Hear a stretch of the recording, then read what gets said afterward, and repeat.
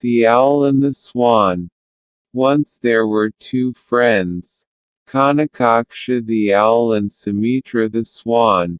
Sumitra was the king of the swans, but Kanakaksha was an ordinary owl. He was afraid to let Sumitra know that he was a poor owl. So he told Sumitra that he was also a king and also had subjects. Every day the owl would fly to the pond where the swan lived. One day, as usual, Kanakaksha flew to the pond to meet his friend. "Good morning, Sumitra. How are you today?" he asked.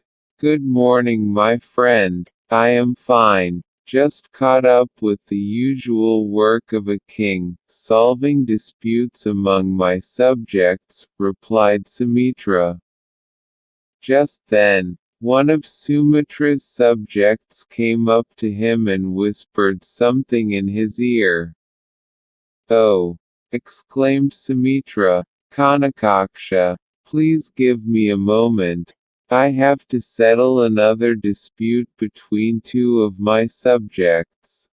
"Very well, Sumitra," answered the owl. "I will wait right here." After Sumitra left to find his subjects, Kanakaksha thought to himself, "If Sumitra comes to know that I am just an ordinary owl, he will stop being my friend. I have to impress him." As Kanakaksha was flying through the woods in search of food, he saw a camp of soldiers and their commander. He suddenly got an idea. He flew back to the pond and called Sumitra. "I want you to visit my kingdom," invited the owl. "One day I will surely visit your kingdom, Kanakaksha," answered Sumitra the swan. "Not someday," urged Kanakaksha. "You should come today. I come to meet you every day." Sumitra agreed and the owl took the swan to the place where the soldiers had camped. "This is my kingdom and these are my subjects," said Kanakaksha to Sumitra proudly. Sumitra knew that Kanakaksha was no king, but he did not want to hurt his poor foolish friend's feelings. "Wow!"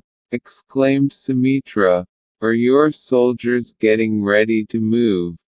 "No. How could they without my permission?" The owl flew over the camp, hooting aloud, "Ho, ho!"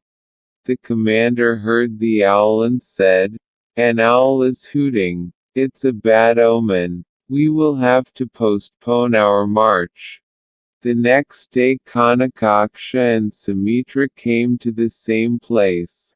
Just as the army got ready to move, Kanakaksha hooted again. The army stopped again. On the third day again, Kanakaksha hooted just as the commander mounted his horse.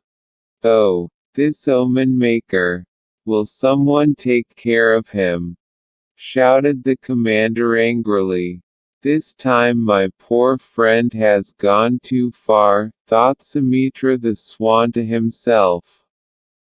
A soldier stepped forward and shot an arrow at the owl perched on a branch.